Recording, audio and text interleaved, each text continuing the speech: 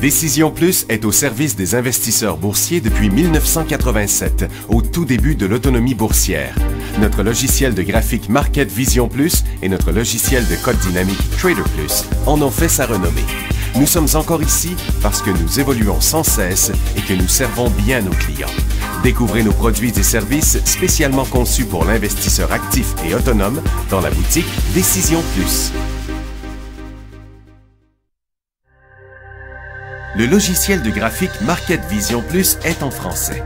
C'est le logiciel le plus utilisé par les investisseurs de chez nous. C'est lui que vous voyez dans le feu de l'action. Trouvez, classez et analysez plus facilement avec cet outil sans pareil pour suivre la bourse et prendre les meilleures décisions. Gardez vos titres à l'œil avec Market Vision Plus. Consultez la boutique Décision Plus pour en faire l'essai pendant 10 jours sans aucun frais, c'est garanti. Laissez-nous vous guider pour analyser la bourse et prendre vos décisions. Les analystes de Guru.tv feront tout le travail pour vous. De minute en minute, nous classons les titres selon leur situation technique. Nous révélons les signaux d'achat et de vente. Nous publions des recherches poussées et nous prodiguons des conseils en temps réel. Ça commence avant l'ouverture et ça se poursuit jusqu'à la fermeture des bourses. Profitez de chaque cycle boursier avec Guru.tv. Trader Plus, l'instrument du day trader. 50 cotes qui clignotent en même temps. Autant de listes que vous voulez. Graphiques à la seconde. De 3 à 30 graphiques. Des alarmes à volonté. Des listes de cotes préparées. Des modèles graphiques préparés. Prêts à faire feu. Achetez, vendez avec Trader Plus.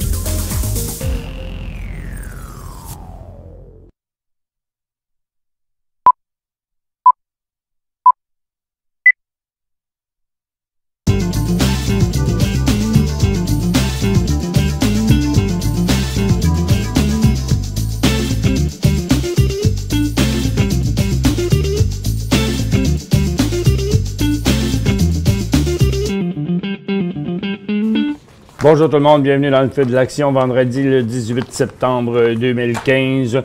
Les marchés sont en baisse, 200 points, 34 sur Nasdaq avec moins 0,7 moins 200 points le Dow Jones avec moins 1,2 puis moins 134 à Toronto, 140 même avec moins 1 à Toronto.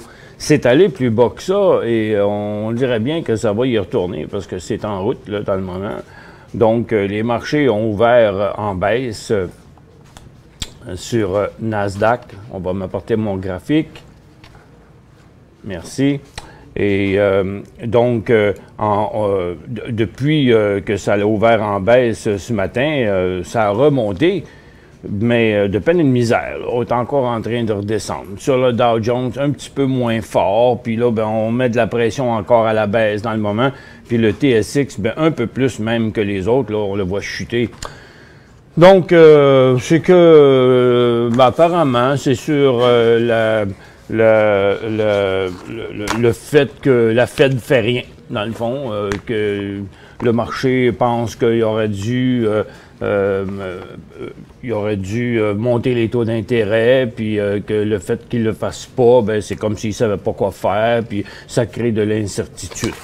Donc, les marchés qui sont en baisse, c'est quelques secteurs qui ont rebondi quand même assez fortement. Là. Il y a la technologie et les télécoms qui chutaient ce matin, qui ont beaucoup remonté, mais j'ai l'impression qu'on est en train de recommencer une vague, là, une petite vague de vendeurs. Alors, je ne serais pas surpris qu'on pourrait creuser encore un peu plus que ça pendant le show.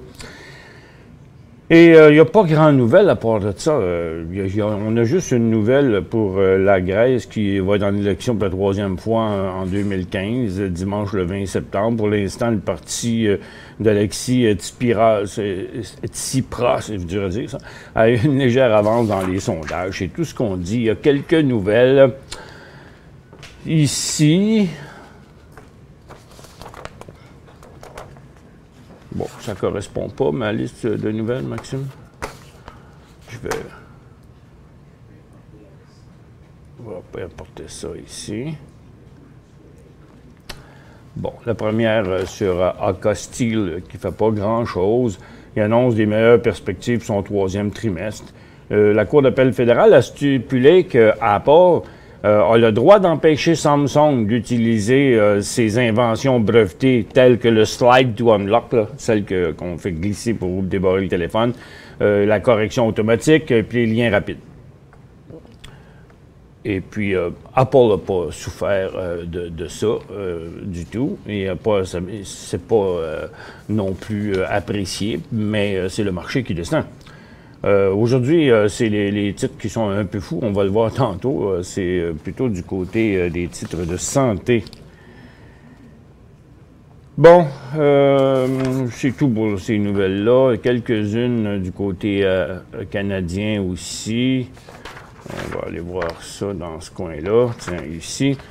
Donc, Héroux DevTech signe un contrat à long terme pour la livraison de système complet de train d'atterrissage pour une grosse compagnie. Et ça fait rien au titre. BlackBerry ne bouge pas non plus. C'est assez inactif de ce côté-là. Il voit son important portefeuille de brevets comme l'un des éléments clés de sa stratégie de redressement en se concentrant davantage sur ses activités de logiciels et de services d'entreprise. Mais c'est comme une vieille nouvelle sortie du tiroir. Là. On avait déjà eu cette nouvelle-là depuis longtemps qui s'en allait plus software que d'autres choses. Sherritt annonce des coupures de dépenses en capital. Sherritt est en baisse sur un nouveau bas pour l'année, à 92 cents. Il en a mangé toute une quand même dernièrement. Sherritt, il valait 3,5 pièces il n'y a pas longtemps. Bon, Shopify, c'est assez volatile, cette compagnie-là, n'est-ce pas?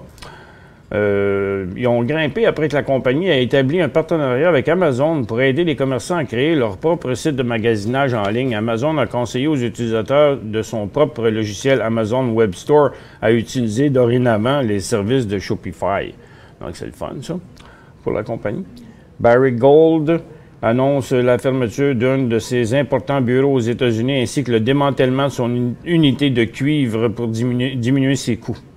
Ça devrait aider l'entreprise à économiser 2 milliards d'ici la fin de l'année. Guyana Goldfield sera ajouté à l'indice Global Gold Index and Global Mining Index en vigueur après la clôture des marchés le vendredi 18 septembre. Donc, ça va être à partir de lundi, en fait. Bien, les marchés vont être fermés ce soir. OK. Où on est rendu? Bon, là, c'est le calme plat là, pour l'instant.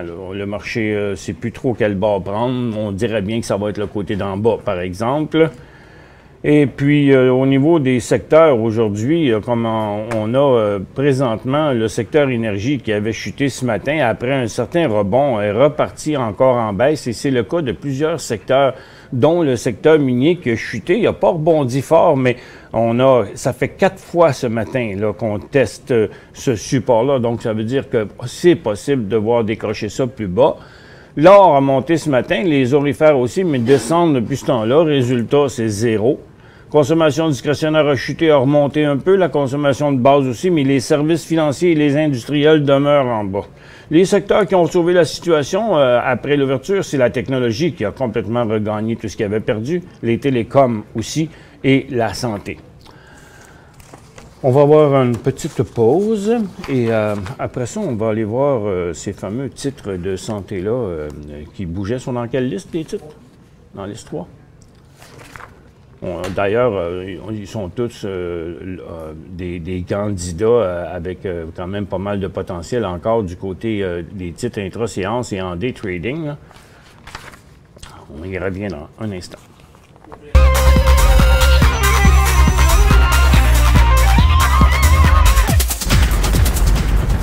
On va vous ouvrir la barre de questions dans quelques instants. Et donc, regardez ce titre-là ici, SciMab thérapeutique quand même. Le titre jouit d'un très long support là, de mai, juin, juillet, août et septembre. Et lorsqu'on regarde ici à très court terme, c'est quand même du mouvement intéressant. Alors, le titre a sorti la tête au travers de sa résistance et est encore à surveiller pour les prochains jours. Donc, vous voyez ce matin, 2 beaux cycles haussiers. Un qui s'est produit pas longtemps après l'ouverture vers 10 heures et le deuxième juste avant l'émission vers 11 heures. Et ensuite, Eterna Zentaris. Donc, il y en a beaucoup. Regardez, je vais juste les passer un en arrière de l'autre. On peut voir à quel point les titres sont effervescents dans la santé aujourd'hui. Eterna Zentaris, Vivus, Trevina aussi, qui est en forte hausse, Vasculaire Biogénétique, Altera Pharmaceutical. Donc, vous voyez de très forts mouvements sur ces titres-là. Oncotyran, puis Exelixis, il s'en casse la tête, vous autres trouvez des noms difficiles à dire. Biodelivery Science aussi. Donc, depuis 2 jours, en fait, ça a commencé hier, là, mais beaucoup de titres de santé sont en forte hausse et ça reste quand même un secteur très intéressant. C'est juste que vous savez quoi, hein, il faut toujours éviter d'avoir des trop grosses positions dans ces titres-là parce qu'ils sont sujets de temps en temps à avoir des mauvais résultats ou des refus de la part de la FDA, des choses comme ça, et ça arrive souvent là, que des titres peuvent chuter quand même assez gros. L'idée, c'est de répartir les positions, de ne pas en avoir d'avoir de trop grosses positions dans un seul titre de ce secteur-là. Ici, on a Robert qui demande d'analyser MTY. C'est MTY Food, ça. Le titre est correct, toujours dans une tendance baissière pour le moment, mais là, c'est comme interrompu. Là, il y a plus vraiment de baisse. Avec un marché qui baisse comme aujourd'hui, on pourrait dire que le titre surperforme le marché. Donc, il n'y a pas de signaux d'achat. Ça pourrait arriver, mais vous savez, ce que j'aime pas, moi, dans ce titre-là, c'est qu'il n'y a jamais ben de volume. C'est le meilleur volume, c'est 80 000, mais c'est un titre à 32 $. Fait que j'en achèterais pas 10 000, là. Mais c'est pas un titre très liquide, là, où on pourrait envoyer bien du monde, là. Donc, mais il y aurait un signal aussi à 32 $. Ensuite, André demande d'analyser ASR. Alacer Gold, il va très bien. Pour l'instant, Alacer Gold, on va le regarder par rapport à son secteur. Tiens, il est justement ici. Donc, le secteur, l'or qui est en hausse depuis 3 jours, les titres sont en hausse depuis 3 jours et Alacer Gold, lui, est en hausse depuis 2 jours. Donc, il est en cycle haussier un peu avancé, ça, pour aller acheter, parce que ça fait 3 jours que le secteur monte et le secteur est rendu à sa résistance la plus à court terme ici. Donc, considérant qu'il pourrait monter jusqu'à l'autre résistance, le secteur, mais encore là, c'est loin d'être fait. Et avec la grosse résistance qu'il y a à traverser ici, en tout cas, j'en achèterais pas là. Puis si vous en avez, on pourrait peut-être prendre une prise de profit. On me dit ici qu'il n'y a pas de son, mais c'est probablement juste une personne. Parce que sinon, il y en aurait d'autres. Pardon? Oui, c'est ça. Oui, le son fonctionne. Henri V, quel secteur serait... Oups. Pourquoi elle s'éteint Ah, parce qu'elle est rendue là, OK. Quel secteur serait PHM? Ils sont dans les bébelles électroniques, les autres. C'est du genre de device pour les... C'est quoi? Maison pour retraiter, Patient Home Monitoring. OK, mais j'aurais pensé que c'était plus petit monitoring. C'est genre. Ils vendent des services aux maisons de retraités, aux gens qui sont dans les maisons de retraités. Ils vendent des services aux gens qui sont dans les maisons de retraités, oui, c'est ça. Mais en fait, ça dit consommation ici, mais on pourrait dire plus genre de la santé, là. Et VRX. Valent Pharma, quoi dire de Valent Pharma qui suit une longue tendance haussière, ça fait bien longtemps qu'il est là-dedans. C'est un titre à conserver. Pour l'instant, il est comme un peu bloqué à sa double résistance ici. Ça ne représente pas un beau point d'achat, non, mais c'est à conserver définitivement pour ce titre-là. Où est le IN pour Tech? Oups, tech, là, dans le secteur minier, il n'y a pas de in, il y a plutôt un out. OK? Parce que le titre est en baisse, le secteur minier au complet est en baisse. Vous le voyez, Longtech est à l'image de son secteur. Donc, il y a Hot Bay qui chute, puis Labrador Renault qui s'en vient tranquillement à la baisse, mais c'était le plus performant.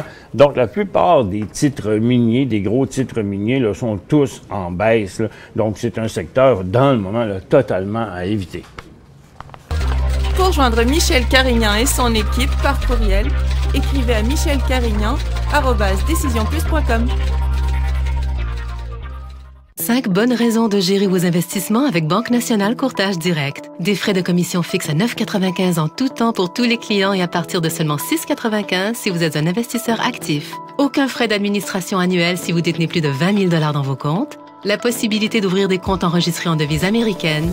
Des outils performants afin de faciliter vos prises de décision. Un service à la clientèle primé et un niveau de satisfaction parmi les plus élevés de l'industrie. Pour en savoir plus, visitez le bncd.ca ou appelez-nous dès maintenant.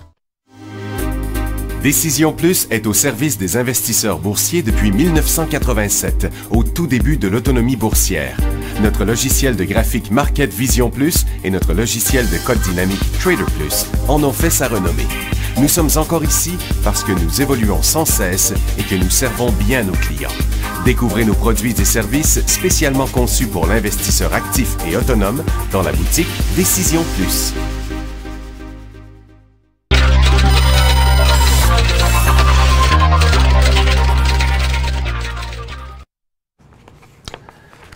Oui, on parlait tantôt de Patient Home Monitoring. Je vous conseille d'aller voir leur site web. Hein.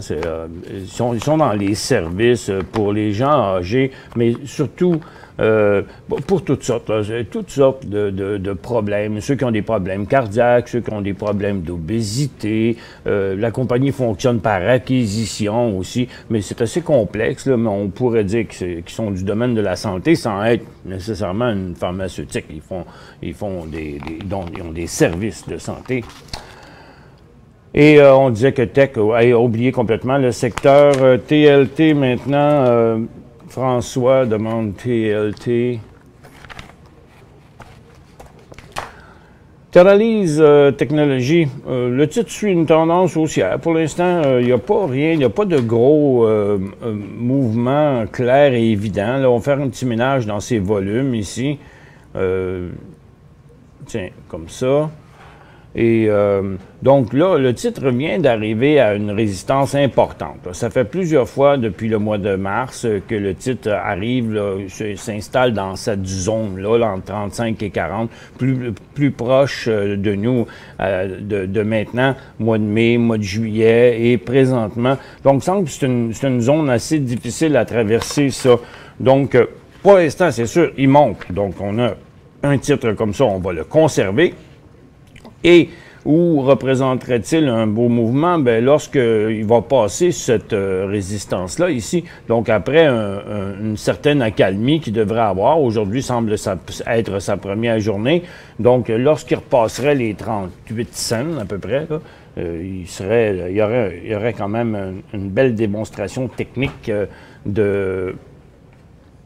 les acheteurs seraient maintenant prêts à payer plus cher qu'avant. Donc, quand ils sont prêts à payer plus cher, c'est parce qu'ils ont confiance. Le ASR, on en a parlé tantôt.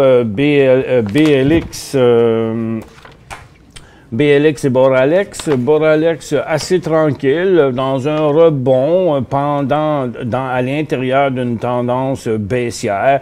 Donc, ça ne représente pas un bon point d'achat non plus.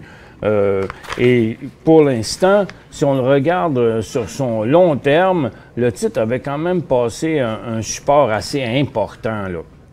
La tendance haussière a été inversée. Il a quand même beaucoup progressé, il a doublé là, depuis 2012, mais présentement, le titre suit une tendance baissière. Dans son graphique intra-séance, il n'a pas l'air si laid, mais dans son graphique quotidien, pour le moment, je crois que si on le remet ici dans son graphique quotidien, toute reprise à la baisse ici montrerait une reprise, un tout nouveau cycle baissier, dans le fond, montrerait une reprise de sa tendance baissière actuelle. Parce que la tendance haussière a été inversée ici, le fait que le titre a passé au travers de sa longue tendance neutre. Donc, si on ne l'a pas, moi, je pense que c'est à éviter pour l'instant, ce titre-là. TSX 12 900 peut-être. On va aller voir ça. Bon, là, dans le moment, ben, 12 900, c'est ça, c'est 12 700 le creux de l'autre fois, 13 000, c'est là, donc la possibilité de revenir ici est bien présente, mais pour l'instant, difficile de prévoir parce que l'accalmie est encore là. On est toujours à l'intérieur de la tendance baissière, donc c'est pas winner de ce temps-là. Il n'y aurait rien d'intéressant à moins que maintenant on vienne traverser ce triple sommet-là là, sur le TSX. Et tous les marchés devraient suivre le même mouvement si c'est pour se passer. Mais pour l'instant, on est plutôt en déclin, là, en train de revenir vers le creux. Je pense que avec ce qui s'est passé hier, l'inaction de la Fed, on voit que la Fed ne sait pas trop quoi faire. Elle regarde plus que ce qui se passe en Chine que ce qui se passe aux États-Unis. Le marché est très indécis. C'est bien facile de voir en regardant les graphiques que le marché ne sait pas où c'est que ça s'en va. Donc, pour l'instant, ce n'est que de la volatilité à court terme, là. Mais c'est bien difficile de prévoir où les marchés vont aller, puisque les marchés nous montrent qu'il n'y en a plus de direction. Ça fait des jours que je vous répète la même affaire. C'est ça, tant que ça ne changera pas. Bon. Fait erreur hier, BNK payé 1,90. Bon, il me semblait aussi qu'il y avait quelque chose qui ne fitait pas dans ça. BNK. C'est ça, 1,90, mais votre titre, il vaut 2 piastres, là, présentement. Puis où est-ce qu'il est son support? Son support est à 1,81.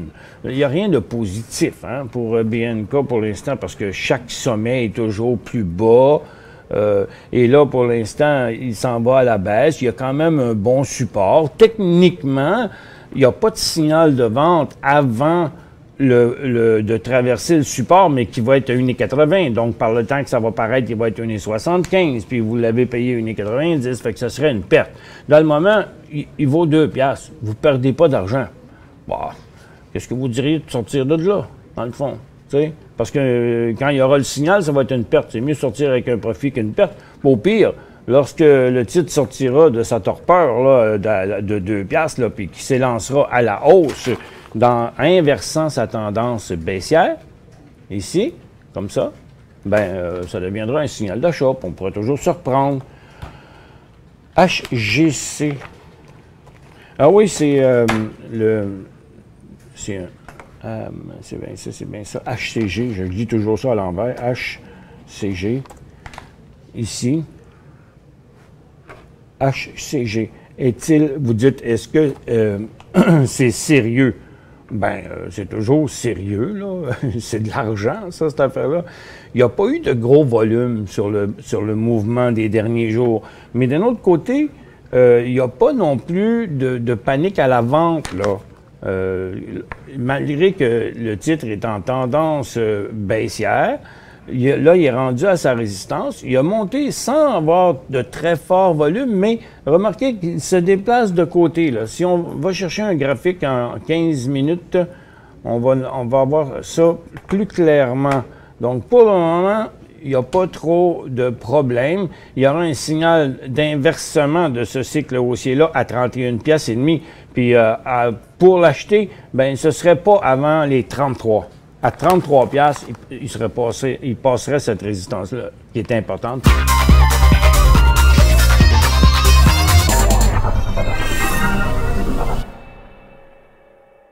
Cinq bonnes raisons de gérer vos investissements avec Banque Nationale Courtage Direct. Des frais de commission fixes à 9,95 en tout temps pour tous les clients et à partir de seulement 6,95 si vous êtes un investisseur actif. Aucun frais d'administration annuel si vous détenez plus de 20 000 $ dans vos comptes. La possibilité d'ouvrir des comptes enregistrés en devises américaines. Des outils performants afin de faciliter vos prises de décision. Un service à la clientèle primé et un niveau de satisfaction parmi les plus élevés de l'industrie. Pour en savoir plus, visitez le bncd.ca ou appelez-nous dès maintenant. Laissez-nous vous guider pour analyser la bourse et prendre vos décisions. Les analystes de Guru.tv feront tout le travail pour vous. De minute en minute, nous classons les titres selon leur situation technique. Nous révélons les signaux d'achat et de vente. Nous publions des recherches poussées et nous prodiguons des conseils en temps réel. Ça commence avant l'ouverture et ça se poursuit jusqu'à la fermeture des bourses. Profitez de chaque cycle boursier avec Guru.tv.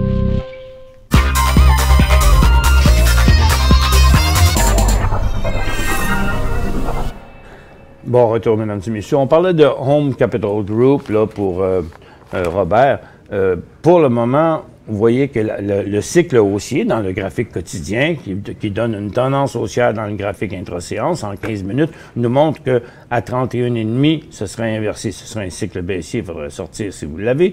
Et si vous n'en avez pas, puis vous cherchez le point d'entrée, mais vous voyez ici, là, à 33 $, juste au-dessus de cette résistance-là, ben c'est en même temps celle-ci aussi. OK? Donc, ce serait très positif si le titre s'élançait au travers. Pour l'instant, les volumes sont extrêmement faibles, 68 000 aujourd'hui, donc c'est pas aujourd'hui que ça devrait se faire. Analyse de TA. C'est Transalta, le titre a remonté un peu au cours des derniers jours. Il est déjà rendu en situation surachetée, indiquant que les acheteurs s'épuisent. Donc, le titre a cessé son cycle haussier, sa tendance haussière en intra-séance, mais son cycle haussier dans le graphique quotidien ici. Donc, pour l'instant, aujourd'hui, il n'y a pas continuité de cette tendance-là. Donc, le mouvement s'inverserait dans l'entour de 6,15 $ et prochain signal serait lorsque, après une pause ici, le titre redécollerait en hausse. Donc, pour l'instant, ce ne serait pas avant 6,40 $. TH, c'est Terra Technologies.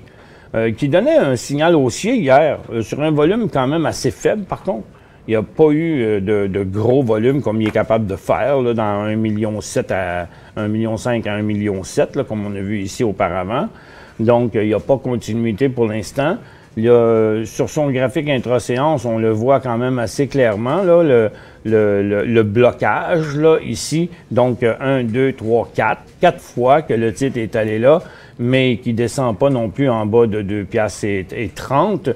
Donc, ça, c'est sa phase neutre, juste en dessous de cette résistance-là ici. Donc, passer ça, 2,43, ça deviendrait un signal technique haussier. Suncor Energy, Suncor, dont le président a dit qu'il cherchait des occasions, des compagnies sous-évaluées, mais il ne se passe rien, le secteur est poche, Suncor est bien tranquille, il y a quand même de la volatilité, mais tout comme le marché, il n'y a pas de direction. Puis BBD.B, je ne sais pas, je ne l'ai pas vu aujourd'hui. Bon, sa zone neutre continue encore. Le support qu'on l'a établi comme étant ici à 1,60 $. Pour l'instant, il a remonté, mais on n'a toujours pas de nouveau cycle haussier. C'est pas évident. Même qu'aujourd'hui, le volume paraît un peu gros, puis est rouge, parce que le titre est en baisse, mais quand même, il faut regarder ça en perspective, là. Par rapport à lui-même, ici, il y a eu des gros volumes sur la montée. Les volumes restent quand même assez faibles pendant le mouvement neutre. Le prochain point d'achat, ça va être quand le titre va s'élancer, clairement. Mais il y a quand même aussi le prochain point de vente serait comme 1,55 $ à peu près. Mais pour l'instant, c'est à conserver.